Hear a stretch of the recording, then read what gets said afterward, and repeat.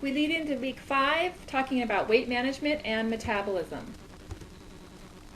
Weight management seems to be one of those holy grail types of topics where you go into the bookstore or library and there's just shelves and shelves of books on the topic of weight loss or weight management, that magical recipe to be able to manage our weight. It's a curious thing because the equation for weight management is pretty straightforward. It's the energy that we take in, which would be from the food that we eat, versus the energy that we use up or output, which would be metabolism. The components that make up our metabolism, or the amount of energy that we burn each day, calories that we burn each day, would be basal metabolic rate. Basal metabolic rate is the energy we burn just keeping our heart beating and our kidneys functioning, all those basic functions to the body. And then we also have daily activity, which is voluntary activity, anything from just sitting up in bed to sitting and studying to going for a walk or a run. In addition to that, we have something called thermic effect of food, and this is the calories that we burn when we digest the food that we eat. It's a very small fraction of the big picture of all the calories we burn in a day, but we do burn some calories through digestion. Now, as we look at finding that right combination for energy balance, it's really a lot like if you wanted to manage your money or any other type of management. What they would first do if you went to a financial advisor is say, you need to start logging everything that goes into your bank account, all the money going in, and then you need to start logging all the money that you spend or all the money going out. And whatever the difference between those are, so if you put in more money into that account than the money that you withdraw, then you're going to end up with some savings. It's very equivalent to energy in our body. If we logged and we looked at the food that we eat, which is the energy in, versus the amount that we spent, which is the activity and energy out through our metabolism, if we spent less energy than we ate in through the food, we would save some calories and energy in the form of fat on our body. In the year 2000, there were 64% of the adults were overweight in the United States, 30% of the adults were obese, and 1 in every 7 child or teen was overweight. We see these numbers growing as the years go by. A lot of this may relate into how our culture is changing and developing from a technology standpoint. But it's important for us to note it, and as we go through this lecture, I'll give you some of those foundational facts that'll help us piece apart what are the contributing factors to this growing problem in our nation. Remember the factoid that about 3,500 calories equal 1 pound of body fat.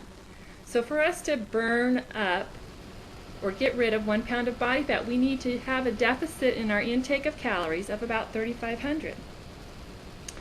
So to lose about a pound a week, you might start somebody off, or start yourself off, by cutting back on about 500 calories a day from your usual.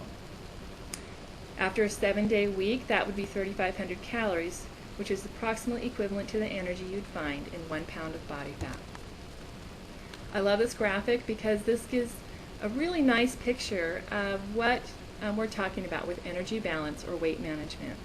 On the left-hand side, you have the 3 nutrients that contribute calories or energy into our body through diet. You have protein, carbohydrate, and fat. And the size of each of those represented graphics there represent the quantity and the ratio we should have those in our diet. So carbohydrate is the foundation, and most of our calories should come from that. Next up would be fat, and the lowest percentage would be from protein.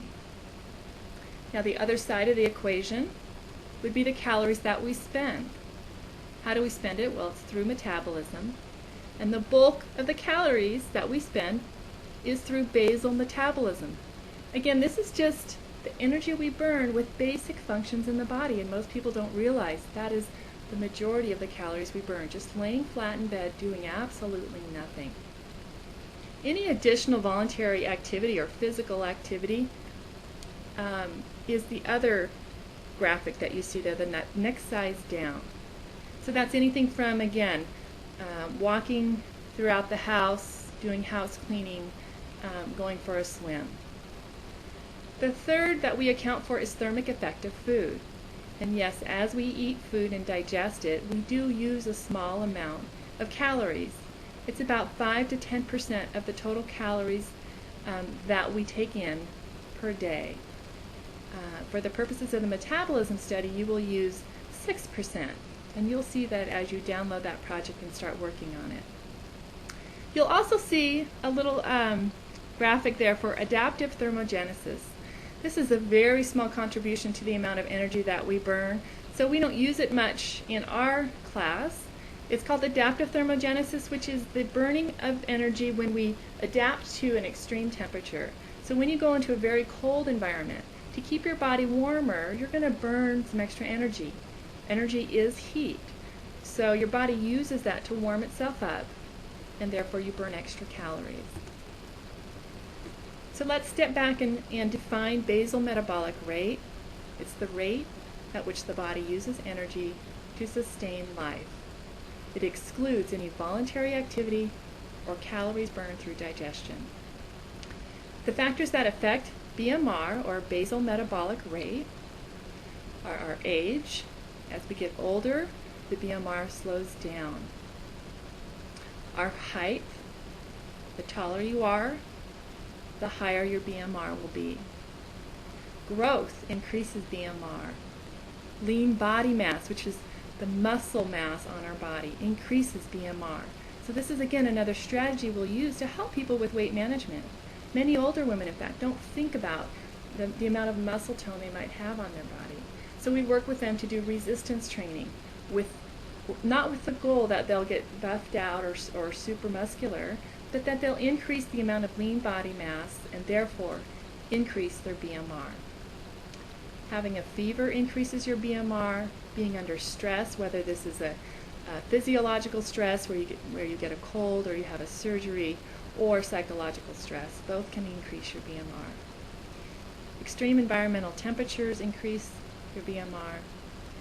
Fasting or starvation do the opposite. They lower your BMR. Why is that? Because your body is adapting and trying to prolong life as long as possible. So when it's not getting food or energy in, it's fasting, then it thinks it may not get food for quite a long time, so it starts conserving energy.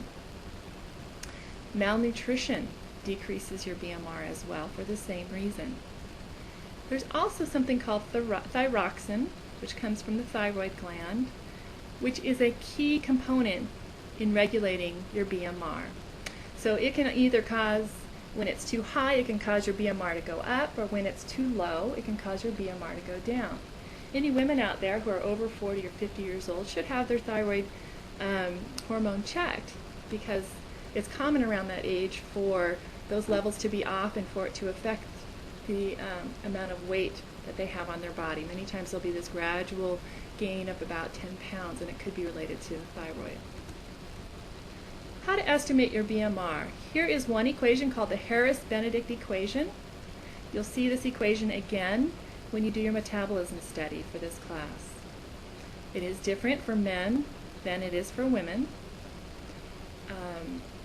So make sure you pay attention to that when you're doing a metabolism study, that you use the correct equation. Ideal body weight is another way that we will use to identify whether somebody's weight is appropriate for good health. Now, the downside to using ideal body weight is that it's based on a scale weight. If you take a look at scales, and now there's downsides to many of the ways that we assess our body size, but scale weight only measures total weight and can't differentiate between how much of that weight is body water, or muscle, bone, or body fat. And when it comes to health, what we're really interested in is knowing if someone is of appropriate fat on their body or over fat. And it's that over fat that increases their health risk.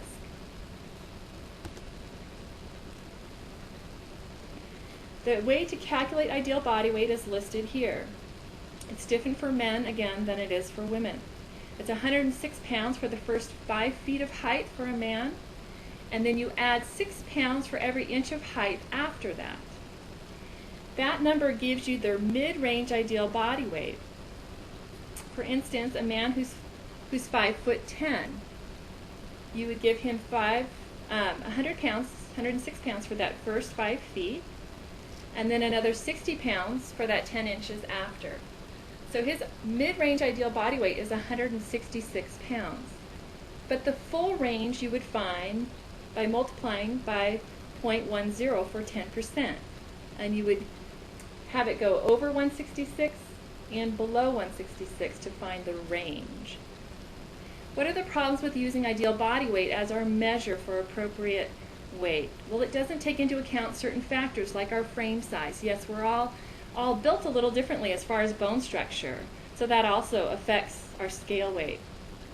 It also doesn't account for the fact that when we're less active or we have less muscle mass and we have less bone density because of being less active, we might have a different target ideal body weight because of that. Percent body fat, on the other hand, is a much more useful tool in looking at our body size and trying to assess health as related to that size.